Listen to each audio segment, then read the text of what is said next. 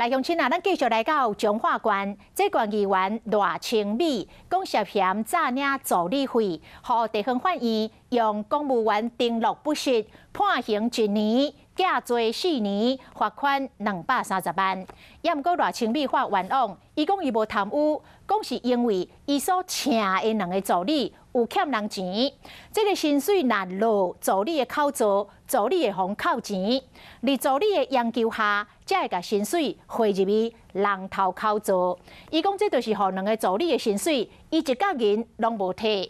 另外，伫个婚林有村长候选人寄付10万块的邮香钱互公庙，公庙嘛公开甲介绍感谢，结果互检举贿选，以10万块交保。哇，今日开冰箱无共嘞。彰化县议员赖清美常常帮助弱势民众像进前好美镇的3兄弟啊。你多久没洗澡？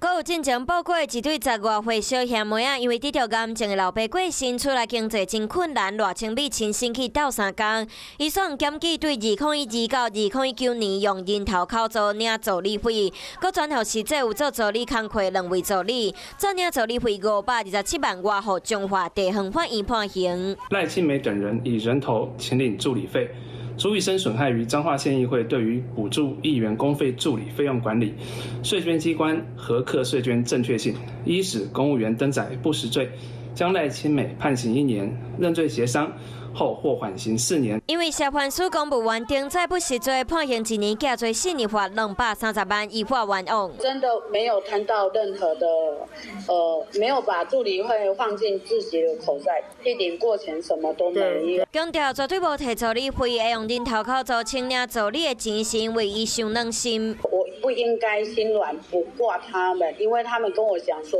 只要薪水有进他们口袋会被扣掉。赖清美讲，伊请的2位助理有欠钱，助理薪水汇入口座会互扣钱，才甲薪水汇去人头口座，才会违法。担任公职一定要遵守相关规定，多是选举期间选罢法规定，嘛要详细了解。云林大鼻乡一位姓沈的村长候选人捐10万互庙方，庙方伫外东讲到伊，结果伊互检举，干那贿选。伊是捐互庙，的乡有钱。对。